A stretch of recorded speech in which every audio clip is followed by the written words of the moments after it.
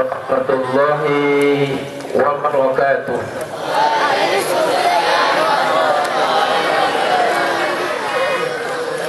Alhamdulillahilladzi arsala rasulahu bil huda wa dinil haqq liyudhhirahu 'alad dini kullih wa kafaa billahi shahida.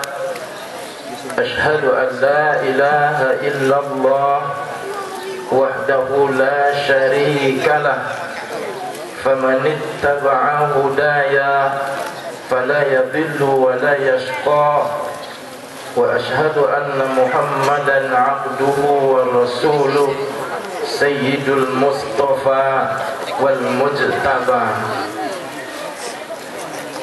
mudirul ma'had yang sama-sama kita muliakan, para ustadz, para ustazah, dan seluruh santri Pondok Pesantren Darun Nahdhah yang mudah-mudahan dalam kesempatan yang berbahagia ini mendapat hidayah dan inayah Allah Subhanahu wa ta'ala.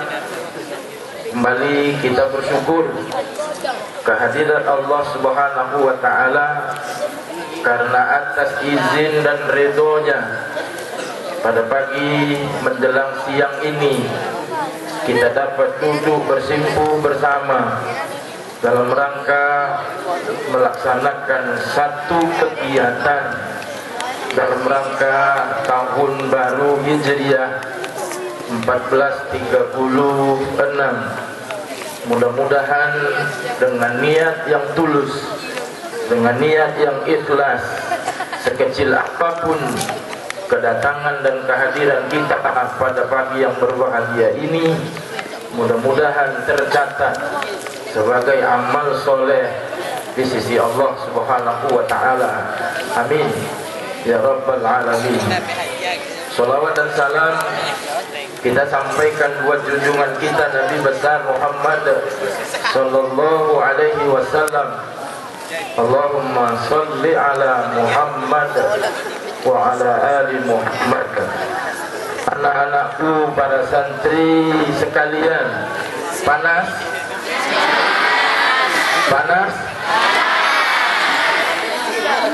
Itu tidak seberapa kalau nanti kita dikumpulkan oleh Allah Subhanahu wa ta'ala di padang mahsyar yang kata Rasul sallallahu alaihi wasallam di saat itu matahari berada satu jengkal di atas kepala kita. Lah, oleh karena itu sedikit panas pagi ini, saya kira ketika kita berkeringat oleh terpaan sinar matahari pagi, keringat yang keluar dari tubuh kita melalui pori-pori kita itu mudah-mudahan akan mengeluarkan dan menggugurkan dosa-dosa kita kepada Allah Subhanahu wa ta'ala. Amin. Para santri yang saya banggakan, dalam kesempatan singkat ini saya akan awali siraman rohani pada pagi hari ini dengan membacakan firman Allah Subhanahu wa ta'ala dalam surat At-Taubah ayat ke-36. Subhanahu wa ta'ala berfirman, A'udzu billahi minasyaitonir rajim. Para santri untuk tidak bolak-balik berdiri berjalan ke sana kemari, karena saya mohon betul panas sedikit ditahan saja. Kok basah pun baju, saya katakan tadi, mudah-mudahan itu mengeluarkan dan menggugurkan dosa-dosa kita kepada Allah Subhanahu wa ta'ala.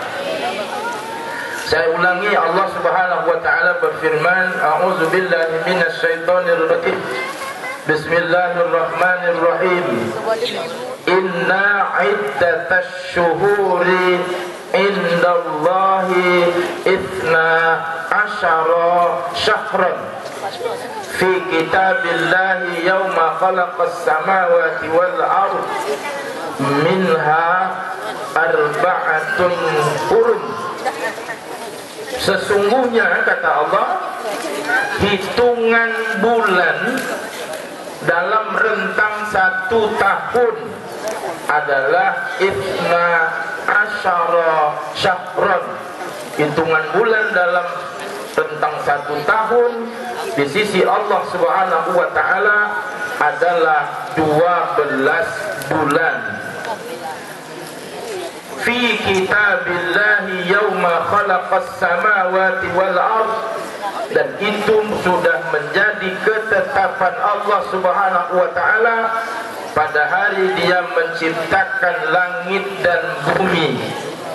Minha arba'atun hurum, 4 dari yang 12 itu Allah sebut dia sebagai bulan-bulan haram. Minha arba'atun hurum, di antara dari yang 12 itu ada 4 bulan yang disebut sebagai bulan haram.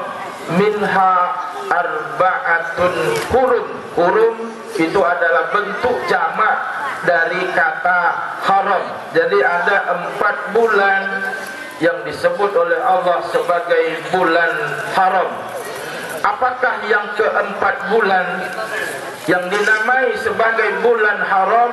Rasulullah sallallahu alaihi wasallam kemudian katakan, salasatun mutawalliyatun Zulqa'dah wa Zulhijjah wal Muharram wa Rajabu Mudhar alladhi baina Jumada wa Sya'bana. 4 bulan yang disebut bulan haram adalah 3 bulannya berturut-turut, yaitu Zulqa'dah, Zulhijjah dan bulan Muharram. Sementara yang keempat adalah Warajabu Mudhar, yaitu bulan Rajab Mudhar.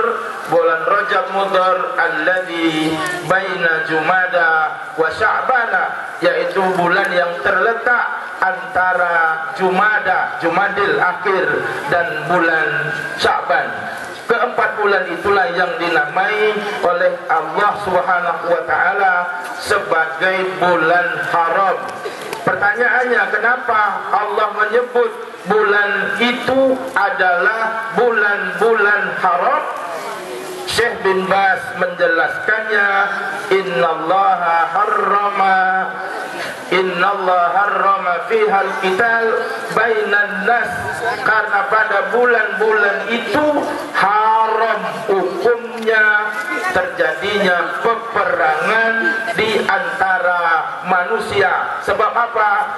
Sebab pada keempat bulan itu umat Islam dari seluruh pelosok dunia ini akan melaksanakan rukun Islam yang kelima, yaitu menunaikan ibadah haji. Orang dari bulan Zulqa'dah sudah mulai berangkat sampai bulan Zulhijjah, kembali pulang ke tanah air sampai dengan memasuki bulan Muharram. Oleh karena itu kondisi di dunia ini mesti dalam keadaan aman. Bahkan kalau di saat bulan-bulan itu ada peperangan, maka peperangannya wajib dilakukan gencatan senjata. Kenapa? Karena semua negeri harus dalam keadaan aman, sehingga orang muslim dari manapun dia datang dalam keadaan aman melaksanakan ibadah haji ke tanah suci.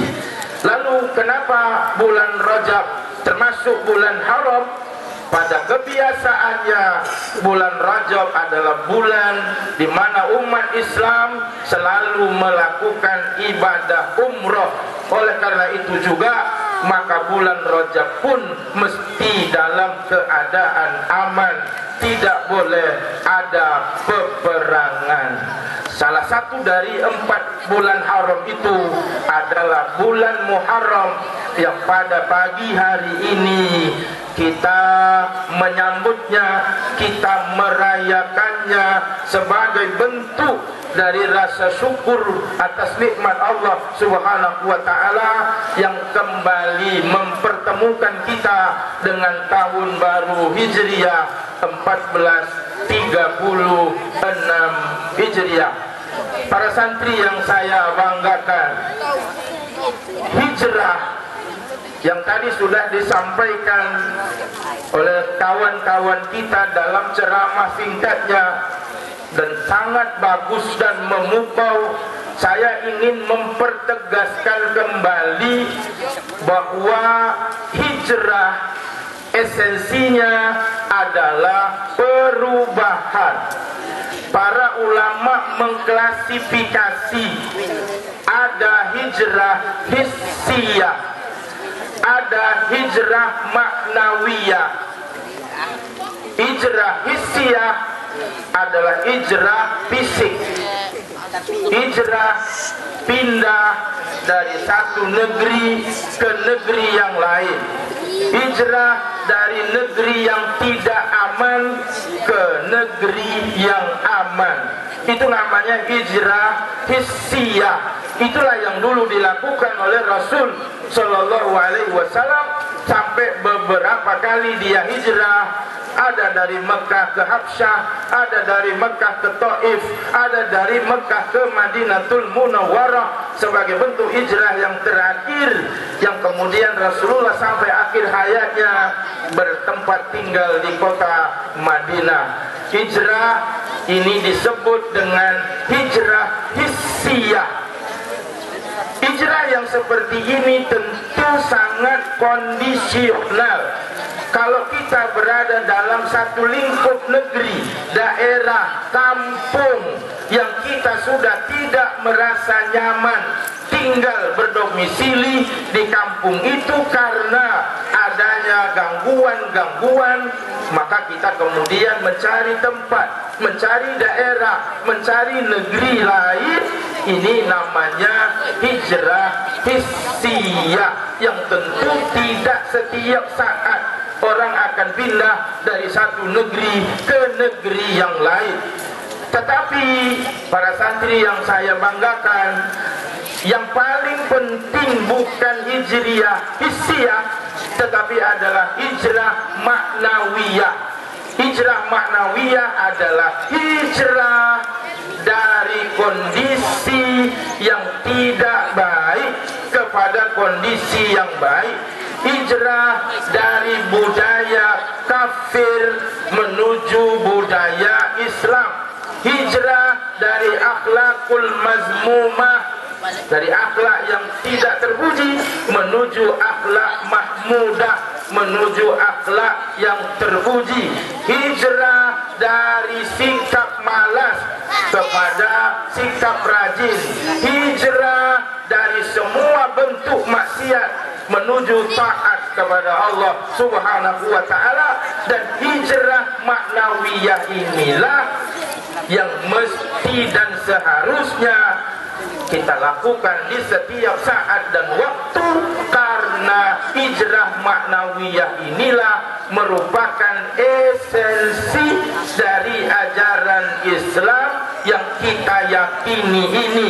Dan hijrah maknawiyah inilah yang akan menjadi penyebab dan faktor untuk orang meraih kebahagiaan dunia dan akhirat. Hijrah maknawiyah inilah sekaligus menjadi sebab untuk kita meraih kesuksesan. Orang yang tidak berhijrah dari hijrah maknawiyah ini jangan pernah bermimpi untuk dia menjadi generasi-generasi yang sukses. Tidak akan pernah terjadi. Impossible, la yumkin. Kalau kita di dalam hidup ini tidak mau berhijrah dalam makna hijrah maknawiyah ini. Oleh karena itu, momen peringatankah namanya, perayaankah namanya, penyambutankah namanya, bulan Muharram 1436 Hijriah ini harus harus kita tanamkan tekad, harus kita tanamkan azat dan niat bahwa kita mesti berhijrah dalam konteks hijrah maknawiyah, hijrah dari yang tidak baik menuju yang baik. Kalau kita menginginkan adanya kebahagiaan dunia dan akhirat, kalau kita menginginkan adanya kesuksesan di dalam kita menjalani kehidupan ini, garis tebal-tebal bahwa hijrah maknawiyah ini adalah pangkal kesuksesan. Orang tidak akan pernah sukses kalau tidak mau berhijrah. Kelas 1 dulu, kayak itu juga cara belajarnya. Disuruh beli kitab tidak juga pernah. Disuruh menghafal berdiri terus. Naik kelas 2 sama juga lagi dengan kondisi kelas 1-nya, bahkan semakin parah. Naik kelas 3 gitu juga, kelas 4 gitu juga, 5, 6, 7. Tak ada perubahan dari sisi perilaku, tak ada perubahan dari sisi sikap. Itu berarti dia tidak atau belum berhijrah. Kondisi yang seperti ini jangan kamu harapkan menjadikan kamu sebagai orang yang berhasil, sebagai orang yang sukses. Kita mesti punya planning, kita mesti ada grafik naik dari hari ke hari, dari minggu ke minggu, dari bulan ke bulan, dari tahun ke tahun. Kita mesti menjadikan hijrah maknawiyah ini sebagai pola dasar kita di dalam menjalani kehidupan ini. Kalau kita hari ini sebagai santri, kita jadikan hijrah maknawiyah ini untuk menjadi media untuk kita mendapatkan jenjang yang lebih tinggi, untuk kita mendapatkan kesuksesan dan keberhasilan di dalam kita menjalani hidup kita ini. Kalau kita tengok santri-santri kita yang hari ini sudah ada yang bergelar profesor, sudah banyak yang bergelar doktor, sudah banyak menjadi orang besar. Kalau kamu mau mempelajarinya, pasti di dalam menjalani kehidupannya dia menggunakan konsep hijrah maknawiyah. Hijrah maknawiyah berpindah, berhijrah dari satu keadaan yang tidak baik menuju keadaan yang lebih baik. Itulah konsep yang kata Rasulullah termasuk ke dalam kategori orang-orang yang beruntung, orang-orang yang sukses, orang-orang yang berhasil. Kalau masih sama saja, itu belum, masih rugi. Bahkan kalau semakin buruk, kata Rasulullah, itu maknanya mal'unun, itu orang yang celaka. Para santri yang saya banggakan, bulan Muharram termasuk bulan yang oleh Rasulullah Sallallahu Alaihi Wasallam disebut sebagai Syahrullah. Bulan Muharram ini dinamakan oleh Nabi sebagai Syahrullah, sebagai bulan Allah. Tidak ada di antara 12 bulan ini yang diidofatkan kepada Allah sehingga dia disebut Syahrullah. Ramadan sekalipun tidak menggunakan idofah dengan nama Allah. Kalau bulan Ramadan kita hanya paling-paling mengenal ada Syahrul Mubarak, ada Syahrul Maghfirah, tetapi tidak diidofatkan dengan Allah. Tetapi di bulan Muharram, Rasul Sallallahu Alaihi Wasallam mengidofatkan Muharram itu dengan Syahrullah, bulan Allah. Ini menunjukkan dan menandakan bahwa bulan Muharram sebagai bulan pertama dalam hitungan kalender Hijriah, dia adalah bulan yang dimuliakan oleh Allah Subhanahu wa taala. Oleh karena itu kita wajib memuliakan bulan Muharram ini. Bagaimana caranya kita memuliakan bulan Muharram ini? Di dalam ayat At-Taubah 36 tadi Allah katakan wala tazlimu fihinna anfusakum, bahwa di dalam bulan Muharram ini dan pada bulan haram yang lain jangan kamu zalimi dirimu di dalam bulan-bulan itu. Oleh karena itu para ulama memahami bahwa bermaksiat, berbuat dosa di dalam bulan haram, termasuk di dalam bulan Muharram ini, ganjaran dosanya akan dilipat gandakan melebihi dosa maksiat yang dibuat di bulan-bulan yang lain. Tetapi sebaliknya, berbuat amal soleh, beribadah kepada Allah di dalam bulan Muharram ini, pahalanya akan dilipat gandakan oleh Allah melebihi kalau itu dilakukan di luar bulan Muharram. Sesuai dengan sebutannya bahwa Muharram adalah syahrullah, bulan Allah. Kalau dimuliakan, kita akan dapat kemuliaan dari Allah. Kalau dibawa berdosa dan maksiat, maka ganjarannya pun akan berlipat ganda. Rasulullah Shallallahu Alaihi Wasallam mengajarkan kepada kita bagaimana cara memuliakan bulan Muharram ini, tidak dengan mandi surah. Dalam tradisi masyarakat Jawa, ketika bulan Muharram ini datang, itu ada ritual-ritual. Di antara ritual yang mereka lakukan adalah mandi surah. Surah itu sebutan Asyura yang ada di dalam bulan Muharram. Di dalam bulan Muharram ini, tradisi masyarakat Jawa ada ritual memandikan keris.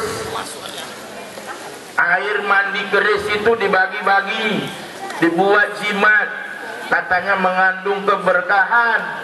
Itu termasuk semua perkara-perkara syirik. Masyarakat saudara kita yang ada di Pariaman, di Bengkulu misalnya, bulan Muharram ini mereka jadikan ajang untuk menghanyutkan tabut,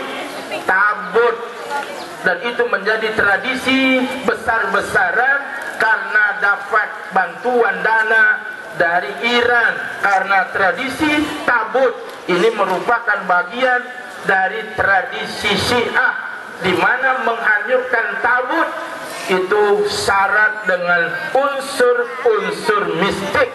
Karena itu dia termasuk bagian dari cara orang terperosok kepada lembah kemusyrikan. Begitu juga dengan melakukan hal-hal sekalipun atas nama dan untuk menyambut tahun baru, tetapi dilakukan dengan cara yang menyebabkan kita berdosa, maka kita akan dilipatkan gandanya dosanya oleh Allah Subhanahu wa Ta'ala. Karena itu termasuk ke dalam kategori menzolimi diri. Padahal kata Allah tadi, wala tazlimu fihinna anfusakum. Oleh karena itu saya mohon maaf menyambut bulan Muharram dengan cara kita pawai. Kalau ada dalam aktivitas pawai itu melakukan perbuatan yang termasuk dalam kategori maksiat, ke depan itu tidak boleh lagi terjadi. Ini tolong digaris bawahi, karena bulan Muharram ini adalah syahrullah, dia bulan Allah yang mesti dimuliakan, dan memuliakannya tidak dengan cara-cara yang bertentangan dengan ajaran Allah dan Rasulnya. Oleh karena itu Rasulullah Shallallahu Alaihi Wasallam membimbing kita bagaimana memuliakan bulan Muharram ini. Simak misalnya hadis Rasulullah Shallallahu Alaihi Wasallam an Abi Hurairah radhiyallahu anhu qala Rasulullah sallallahu alaihi wasallam afdalus siyami ba'da ramadana syahrullahil muharram wa afdalus salati ba'dal maktubah salatul lail. Rasulullah bersabda, seafdol puasa setelah puasa Ramadan adalah puasa di bulan Allah, yaitu Muharram. Dan seafdol salat setelah salat fardu itu adalah salat malam. Berdasarkan hadis ini, para ulama kemudian menegaskan bahwa cara untuk kita memuliakan bulan Muharram ini adalah dengan mempuasakannya, karena berpuasa di dalam bulan Muharram ini itu termasuk puasa yang afdol setelah puasa Ramadan.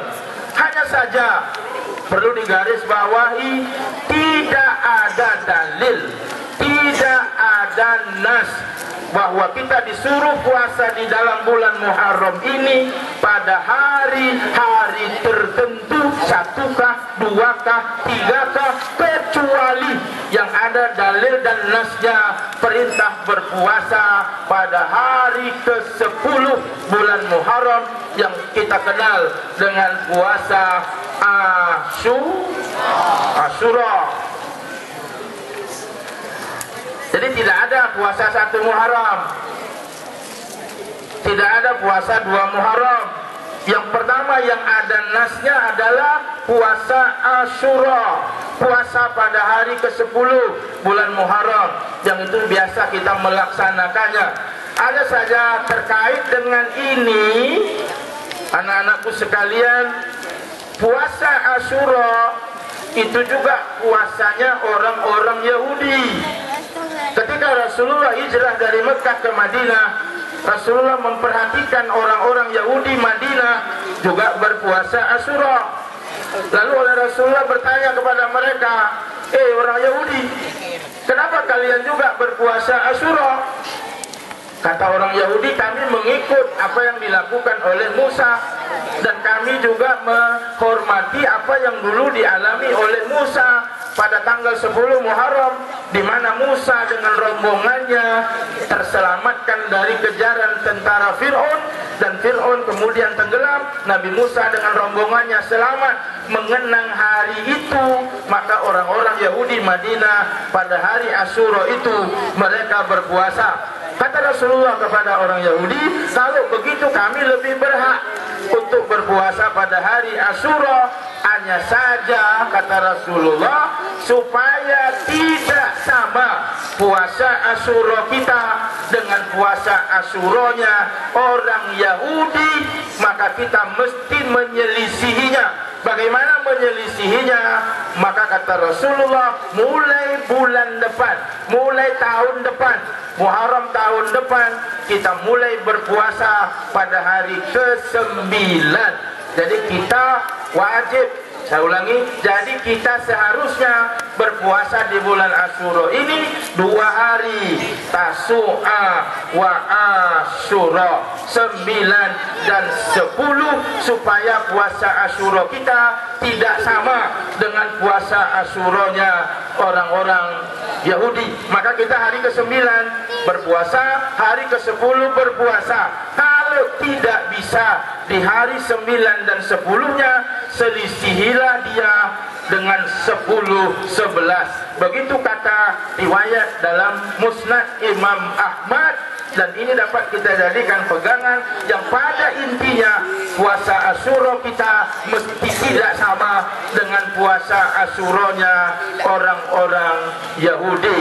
Tetapi para ulama kemudian supaya tetap juga berselisih, bisa kita 2 hari 9-10, bisa 10-11, bisa di ketiga harinya 9-10-11. Kalau tetap hari ke-10 saja tetap dibolehkan, tapi kita belum membedakannya dengan puasa Asyuranya orang-orang Yahudi. Ini mesti kita pahami. Ini cara yang diajarkan oleh Rasul Shallallahu Alaihi Wasallam untuk kita memuliakan bulan Muharram ini. Yang ada nasnya, yang ada dalilnya adalah puasa pada hari Asyura, atau kita dulukan pada hari ke-9-nya yang disebut dengan Tasu'a, atau kita tambah dia 10 dan 11 untuk menyelisihi atau membedakan dengan puasa Asyura orang-orang Yahudi. Nah, oleh karena itu, anak-anakku yang dimuliakan oleh Allah Subhanahu wa taala, paling tidak cara kita memuliakan bulan Muharram ini, mari di tanggal 9 nanti, di tanggal 10 nanti kita berpuasa, karena puasa Asyura, kata Rasulullah di dalam hadis, yukaffiru sanatan madiyah, dia akan menggugurkan atau menutupi kesalahan dosa kecil kita selama setahun berlalu atau setahun yang lalu. Itu bisa terhapus, bisa tertutupi dengan melaksanakan puasa Asyura. Lalu dalam tradisi kita, kaitannya dengan puasa Asyura, berbuka puasa Asyura, ada bubur Asyura. Membuat bubur tidak dilarang. Lah, garis bawahi, membuat bubur tidak dilarang. Lalu kenapa ada bubur Asyura? Bubur Asyura adalah bubur dalam tradisi kita yang sengaja dibuat karena orang berpuasa Asyura pada hari ke-10, dan baru dia disebut sebagai bubur Asyura kalau bahannya juga mesti 10 yang dicampur aduk menjadi satu. Itulah namanya bubur Asyura. Kalau bahannya cuma 3, itu namanya bubur salasa. Bukan bubur Asyura. Kalau bahannya sampai 5, itu namanya bubur khamsa, bukan bubur Asyura. Yang bubur Asyura itu dia dibuat dengan bahan 10 macam, dan memang dibuat pada hari Asyura, pada hari ke-10, gunanya untuk mengiringi perbukaan puasa kita pada hari Asyura. Bubur Asyura itu hanya tradisi, hanya adat, hanya kebiasaan. Oleh karena itu membuat buburnya tidak dilarang. Yang tidak boleh itu adalah meyakini dan menganggap bahwa puasa Asyura harus membuat bubur Asyura. Itu keliru.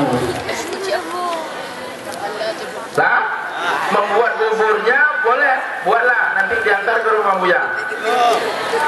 Tetapi meyakini bahwa puasa Asyura mesti berbuka dengan bubur Asyura, itu tidak ada atau tidak merupakan bagian dari syariat Muharram. Lah, itu hanya kebiasaan masyarakat Nusantara kita. Kenapa saya katakan masyarakat Nusantara? Karena membuat bubur Asyura itu bukan hanya kita di Bangkinang saja, tetapi di seluruh kepulauan Nusantara sampai ke Malaysia sana, itu orang membuat bubur Asyura. Itu kebiasaan, bukan menjadi bagian dari syariat. Kalau pun tak membuat bubur Asyura, ya bubur berbuka dengan bubur lain, masalahnya dan tidak ada hubung kaitnya antara keabsahan puasa Asyura dengan berpuasa Asyura. Bapak Ibu hadirin, para santri yang kami banggakan, itu cara yang diajarkan oleh Rasul untuk kita memuliakan bulan Muharram. Yang kedua, selain berpuasa, bulan Muharram ini disebut juga sebagai Syahrul Istighfar. Bulan Muharram ini adalah bulan kita dianjurkan untuk memperbanyak istighfar, memohon ampun akan Allah Subhanahu wa taala. Bulan Muharram juga dia disebut sebagai Syahrul Doa. Dia menjadi bulan dianjurkan kita memperbanyak untuk berdoa kepada Allah Subhanahu wa taala. Kenapa? Beristighfar. Kenapa berdoa? selama 1435 Hijriah sudah barang pasti banyak maksiat. Selama 1435 Hijriah sudah pasti banyak dosa. Oleh karena itu mengawali 1436 kita memperbanyak istighfar, meminta ampun akan Allah Subhanahu wa taala. Kenapa juga mesti berdoa? Karena 1435 sudah pergi, kita diketemukan dengan Allah 1436, maka kita mesti memohon dan meminta. Nah, hanya saja lagi-lagi digaris bawahi, dalam tradisi masyarakat kita ada doa akhir tahun, ada doa awal tahun yang kalau dirujuk kepada nas-nas yang ada, tidak ada ketentuan bahwa di akhir tahun mesti berdoa akhir tahun dan di awal tahun mesti berdoa awal tahun. Itu tidak ada nasnya. Kenapa? Berdoa boleh di mana saja, kapan saja, dalam keadaan apa saja. Tidak perlu di akhir tahun, tidak perlu di awal tahun, tetapi kapanpun dan dimanapun kita bisa boleh berdoa kepada Allah. Terutama di bulan Muharram ini, maka perbanyaklah permintaan, berbanyaklah doa kepada Allah Subhanahu wa taala, sehingga kita diberi kemampuan bagaimana menjalani selama rentang 1436 Hijriah ini menjadi lebih baik dari tahun 1435 Hijriah. Allahu Akbar.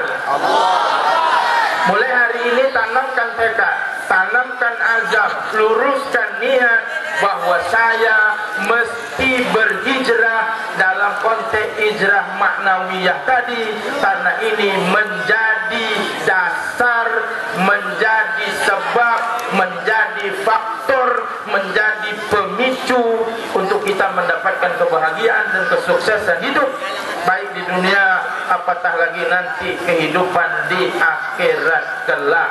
Saya menyampaikan saran kepada pimpinan, kepada pihak pengelola pesantren yang seperti ini harus dijadikan tradisi, tidak hanya tahun baru Hijriah saja, tetapi bagaimana duduk bersama berpanasan di halaman sekolah kita ini menjadi tradisi mingguan mungkin, 2 mingguan mungkin, atau bulanan mungkin, karena ini bisa kita jadikan media, bisa kita jadikan ajang untuk memberikan pendidikan secara umum untuk seluruh para santri, dan juga akan menjadi media untuk para santri mengekspresikan kemampuan yang dia miliki, apakah dengan berpidato, apakah dengan berceramah, apakah dengan membaca ayat Al-Quran dengan tahfiznya, atau dalam bentuk-bentuk yang lain, karena ini memiliki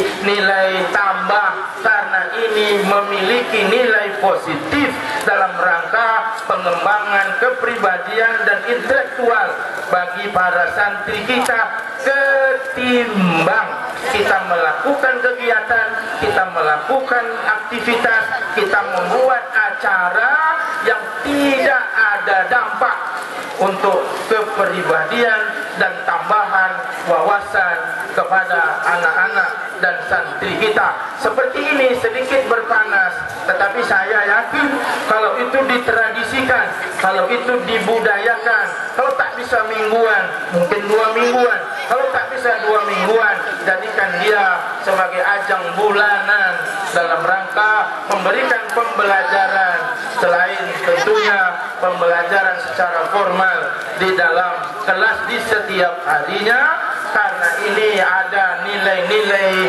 edukasinya, ada nilai-nilai filosofinya dalam rangka membentuk kepribadian sekaligus menambah wawasan para santri kita. Mudah-mudahan keinginan ini untuk masa yang akan datang bisa kita wujudkan. Amin ya rabbal alamin. Saya kira itu yang dapat saya sampaikan, yang pada intinya peganglah bahwa hijrah adalah dasar untuk kita meraih kesuksesan. tanpa hijrah, jangan pernah bermimpi untuk kita dapatkan kesuksesan itu. Subhanakallahumma wa bihamdik, asyhadu an la ilaha illa anta, astaghfiruka wa atubu ilaik. Billahi taufiq wal hidayah. Wassalamualaikum warahmatullahi wabarakatuh.